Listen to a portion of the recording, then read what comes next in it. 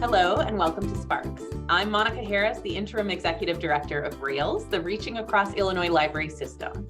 This is the 41st episode of our podcast series.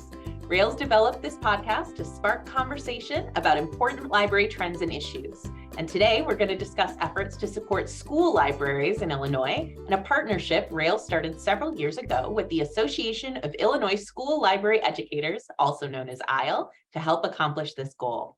My guests are Carolyn Kinsella, who's Executive Secretary of ISLE, and Janette Derucki, RAILS Data Research Specialist. Welcome, Carolyn and Janette, and thank you for being here. Thank you. Thanks. Well, Carolyn, as I understand it, RAILS partnership with ISLE started out small and then grew to include other statewide partners like the Illinois Heartland Library System, the Illinois State Library, the Illinois Library Association, and Chicago Public Schools. So in fact, we actually started calling it the ISLE partnership, and then we're now referring to it as the partnership since so many people are involved. You were involved almost from the very beginning. Could you tell us a little bit about how and why the partnership got started and how it's grown over the years? Well, I think it kind of started when we were, I'm not sure exactly what we were working on with RAILS, but it started between ISLE and RAILS. And it was whether we were working on a strategic plan or just asking for questions. But we had a couple of very satisfying, very exciting meetings where we felt like we accomplished a lot. So then we said, why don't we do this more often, a little bit more regularly? And so then we started doing, having them a little more regularly. And then it was like, well, we're talking about this, but we really need the Illinois Heartland Library System to be a part of this because we should do this statewide because ISLE is all school librarians, both in the northern half for RAILS and the southern half for Heartland. So it was like, we need to get Heartland involved. And then as we were talking, it was, well, we're talking about legislation in here and let's get ILA involved. And then came the Keith Curry Land Slide program. And that really kind of opened everything up because we realized ISLE has always known that data is lacking for Illinois, but it became unbelievably clear, like smack you in the face clear with the Slide program because he had no data from Illinois. And so then that started getting Janette and the RAILS saying, okay, we're going to help you get this data because ISLE does not have the personnel or the funding to actually try to do something as comprehensive as we're now doing statewide. And, you know, it takes money to do that kind of analysis. And we don't have that. So, but we're really excited about getting it done. So then we had the Slide program that came in. But along the way, the pandemic hit, and that threw the whole world up in the air, including school libraries and the systems. So then we started working, like I said, with ILA, and then we brought in the Illinois State Library, ISL, so that we could start providing opportunities to our school librarians who were struggling to define themselves in the pandemic. You know, instead of getting pulled out to be a classroom teacher, wait a minute, I still need to provide resources and reading materials and e-references for my students. So then that kind of added up, you know, opened up that kind of thing. And so now we meet once a month on the first Tuesday of the month. And we have all these different entities together, and Monica makes up a lovely agenda for us and a reminder and gives us Zoom. And I find it one of the most exciting things that I do every month for ISLE. And I always have great reports in my board reports when we have our board meetings, and everybody's they always ask me questions. What's going on in the partnership?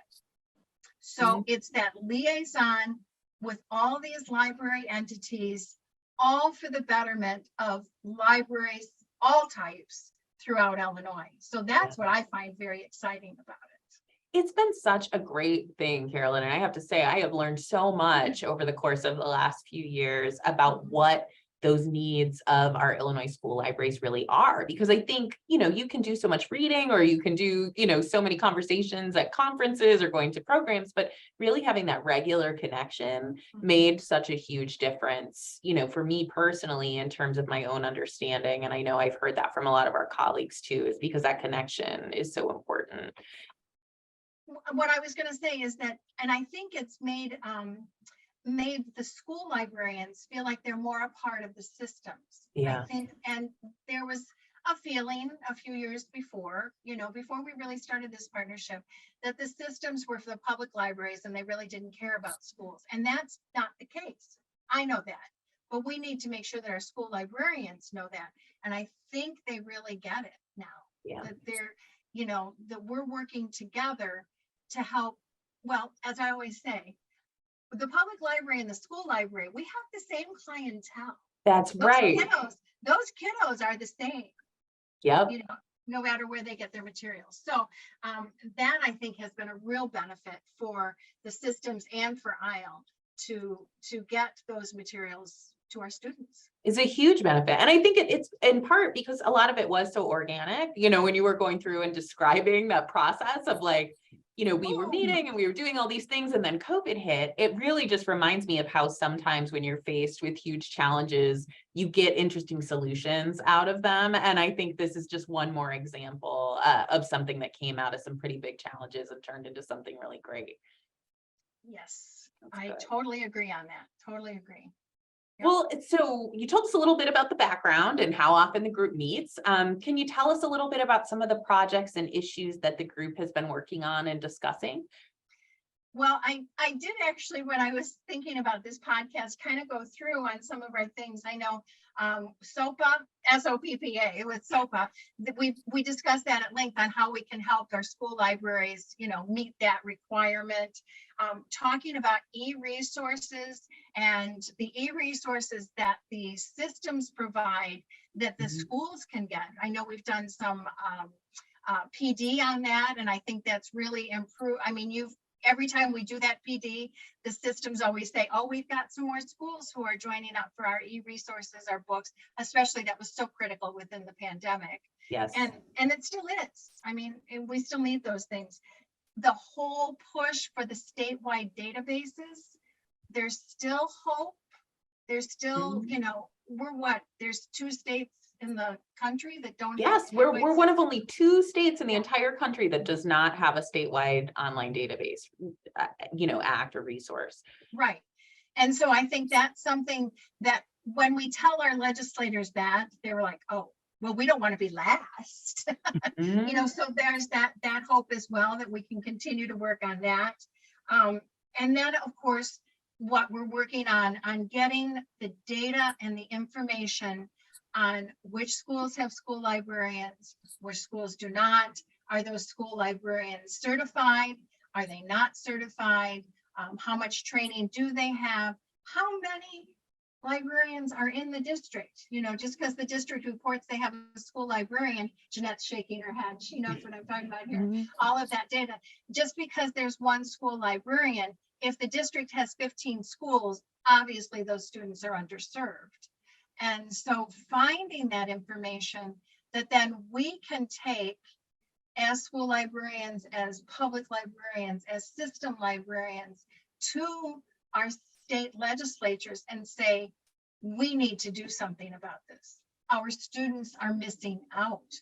Right. And so, but we can't go to them without the data. And Rails and Heartland, especially Rails, has been helping so much in getting that data.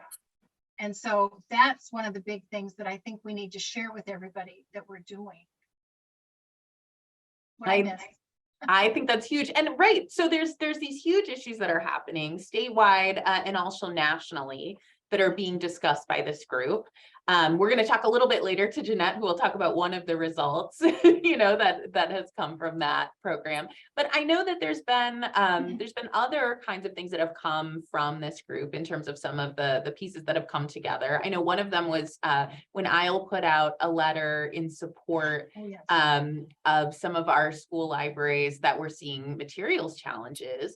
And it really led to a conversation where all of our groups could together kind of sign off and say, we support ISLE's statement, and really show unity in that way, which I think is just another way of showing the strength that comes in these kinds of partnerships.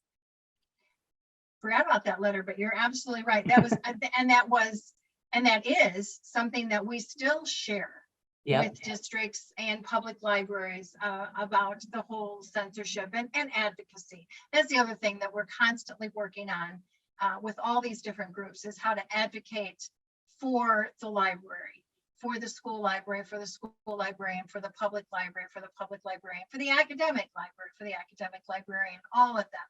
Because the people of your community, the people of your school, the students only benefit if they have those resources. They know how to use them, and they know that they're available. It's that understanding and knowledge. I think so many times we know what's available, but we need to make sure that everybody does, like those e-resources. Right. Getting that information into the hands of those school librarians has been critical.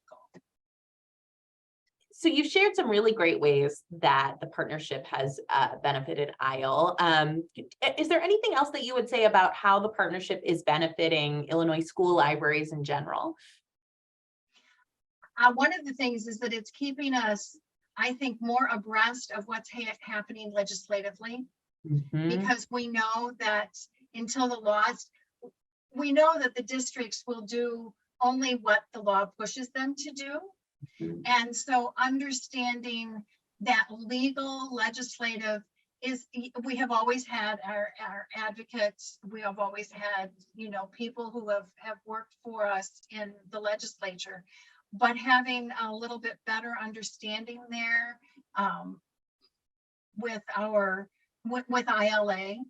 And there's been that partnership always, but I think that's one of the things for me that I know a lot more about, and understanding the entire state. And because our state is so diverse, understanding the issues for the entire state, because ISLE is working for all school librarians in the state of Illinois.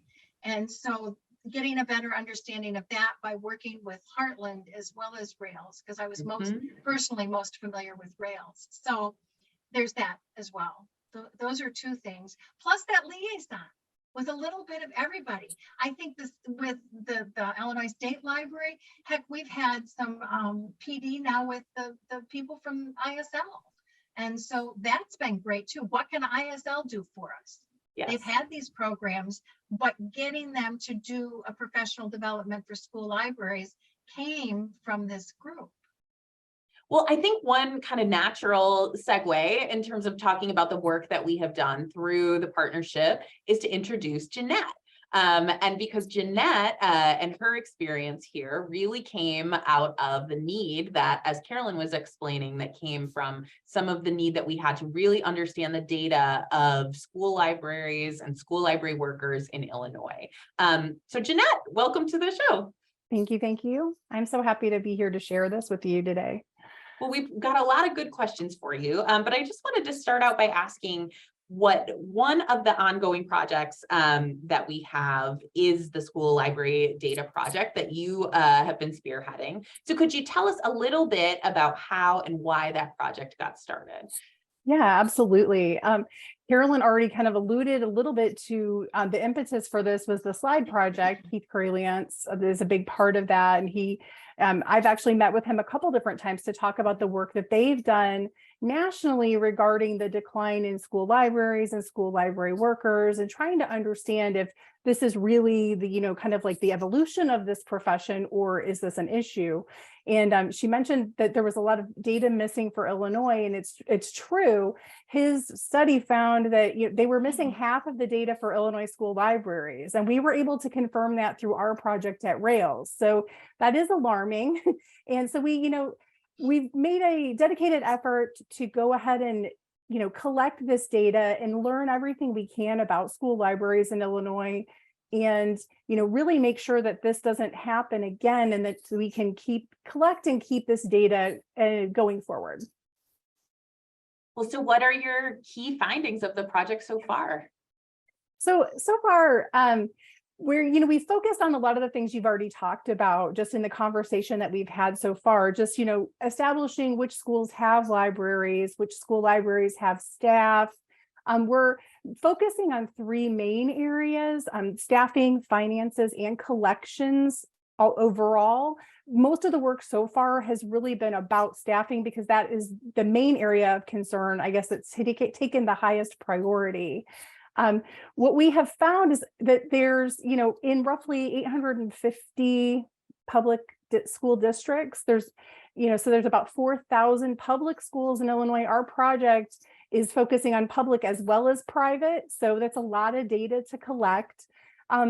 And we've identified about 3,000 school library workers so far, and they are filling about the equivalent of 2,500 full-time positions. So that'll tell you, another one of our key findings is that not every school library has a full-time staff member. So sometimes there's multiple people filling those positions. Sometimes this library goes unstaffed.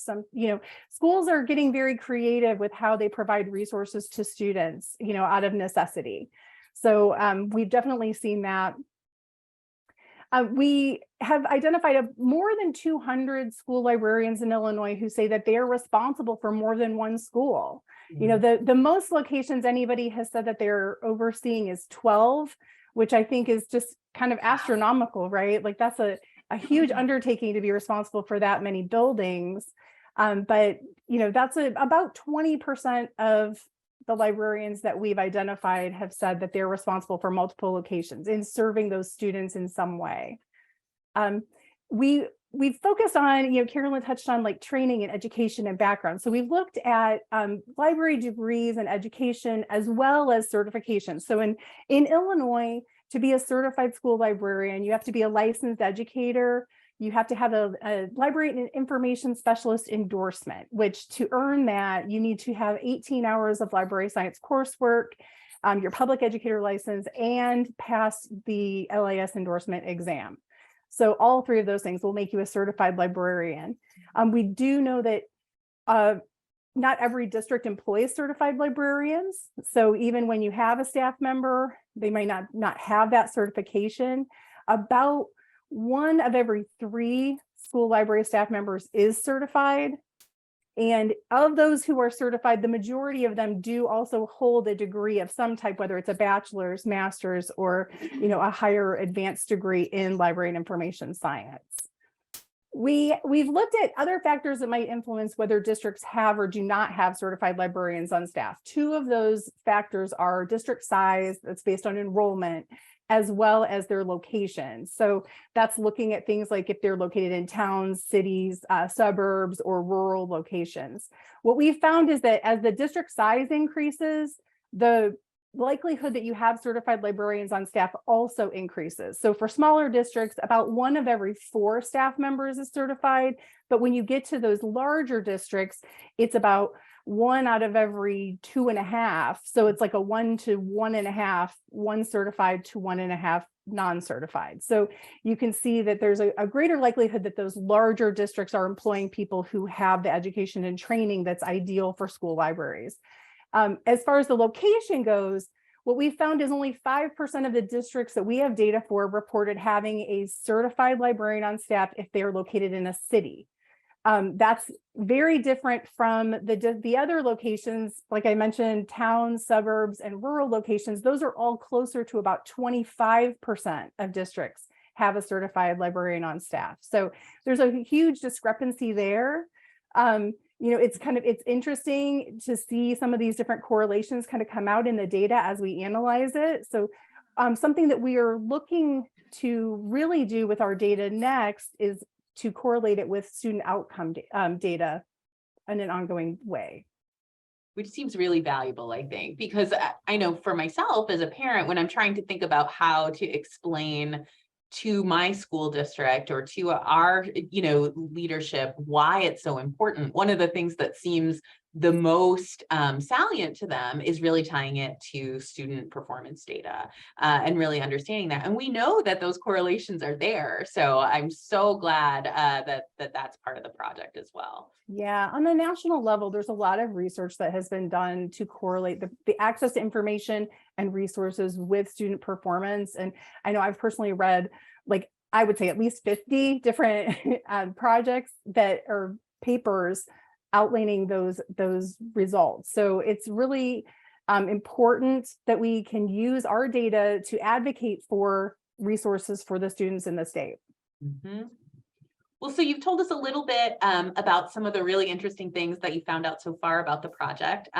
What's the current status? Like, what is you talked a little bit about the performance data correlation, but is there anything else that you're looking forward to for the project going So into we the are, future? yeah, absolutely. Like we are always working on data collection. So the challenge with this project is going to be that it is never ending, right? Like we are always going to have to collect and maintain this data in order to make it useful and to continue our advocacy efforts. And I do think, to go back to a couple points that Carolyn made earlier, advocacy is really the main point here, right? Like it's important for us to be able to find the best way to bring all of this information together and make it useful and connect members of the library community with it so that they can go to administrators, school boards. I was just contacted by someone who's interested in advocating for school libraries in her region. So that, she's talking about, I think, 4 or 5 different counties and the disparity that exists among the schools. And so we're working together to collect the staff data as well as the financial data. That's another big piece of this is the funding for schools. And that's where I'm looking forward to expanding our project and the data that we're collecting to get a better understanding of how school libraries are funded.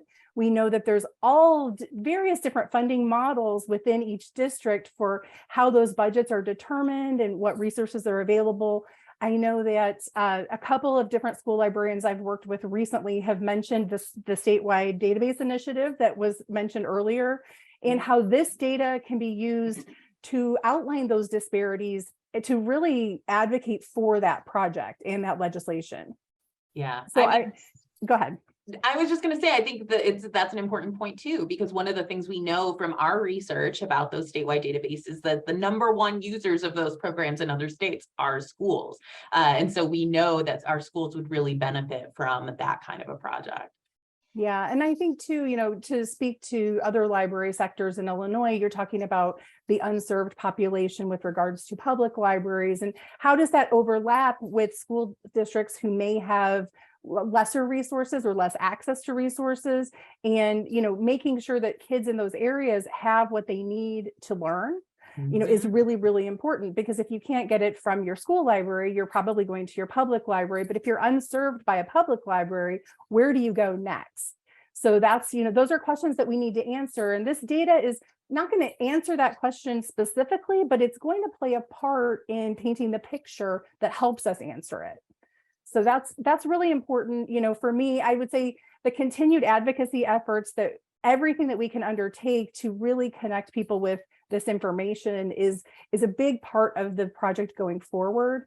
Kind of the concrete tangent of that, or I guess representation of that, is the data dashboard that we're in the process of developing. We're building a database to house all the data that we're collecting.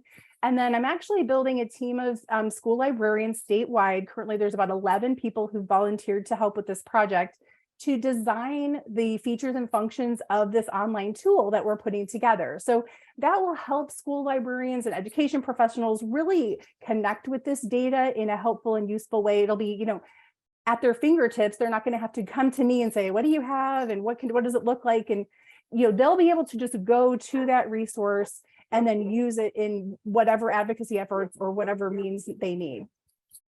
So I know so many of our listeners are really interested in the things that you've shared today, Janette. So what can they do to help with the project? So there's a couple of different ways. Probably the easiest is really just spreading the word about the project, right? Word of mouth, exposure, awareness, letting people know statewide that this is something that we're looking at. And this is something that's a problem. We talk about all the different challenges school libraries face, materials challenges, access to resources and things like that. And it's important for people to understand that we really are looking at this and how we can support school libraries and advocate for them and increase the existence of school libraries overall, statewide, to make sure that our students in Illinois do have access to the materials that they need in a, a nice constructive environment, and that we're doing the best that we can for them. So that's probably the easiest way. I mentioned, this dashboard development team. I am still taking volunteers for that. My contact information is on the Rails website. So if anybody wanted to get connected with that project, they could. We're always happy to have people. We're going to meet, I think, beginning in February. So it's not going to be a huge time commitment. If I can entice any more school librarians to participate, it's really the best way. Learning from them has been the best way for me to understand the information that they need. I can collect all the data that I want, but I need people to tell me how they're going to use it so that I can really do my best to make it accessible and usable. So this isn't necessarily a specific project, but Rails does also have a data networking group for school librarians, which is a great place to come to share about the work that they're doing in school libraries in general, how data is being used. And we do talk a little bit about this project there. So we've only had one meeting. The next meeting is being held February 8th. So that is going to be, it's an exciting group. It's nice to be part of something that's growing and to see the excitement and enthusiasm of the participants. Well, where can the listeners find out more about the School Library Data Project? Yeah, so there's a little bit on our website. The Data and Libraries page on the Rails website is where you're going to find the most information about our project so far. Otherwise, anybody, like I said, they can contact me directly. I'm happy to share whatever I have. If there's something that you don't see on the website, that's probably the best place to start. Is there anything else either of you would like our listeners to know, either about the partnership or the School Library Data Project? I just find that having this data is really going to be critical for advocacy, because I know that I'm concerned about the fact that there are students in the state of Illinois. I know a district very close to me who the students don't have a librarian. They have a room with books, I think, but I'm not sure that it's not kept up anymore.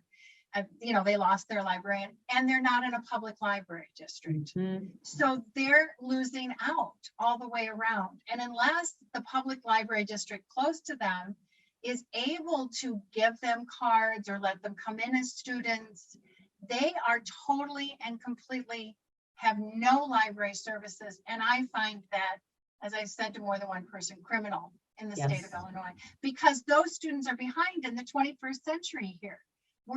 Everything is information. And if they don't know how to find and retrieve and use information, which is a taught skill, they're missing out. Yep. And they're going to be behind. And I just find that a problem. So this data, this type of data will be able to take that and go to the legislature, go to the state, go to our admin and say, listen, our students are totally being underserved. We have to do something about this. Here's where we can do it. This is where we can make big gains. It's absolutely true. And it's one of the biggest challenges I think that we have in this state is that we have, nearly 1 million people in the state of Illinois who are not served by a public library. And that school library for those kids is sometimes the only connection that they have to library material, but also that understanding of media literacy and those resources. And so we really do appreciate how illuminating this data has been to really show us where that's happening. Yep. I agree. Well, thank you both so much for being here. I had a really wonderful time talking with you today, and I'm looking forward to getting to continue our work together. And I know we'll have more to show up in the future. Thank you very much for listening to Sparks today. Sparks is produced by the Reaching Across Illinois Library System. If you would like to learn more about the show or share your feedback on the topics discussed, please visit railslibraries.info/sparks.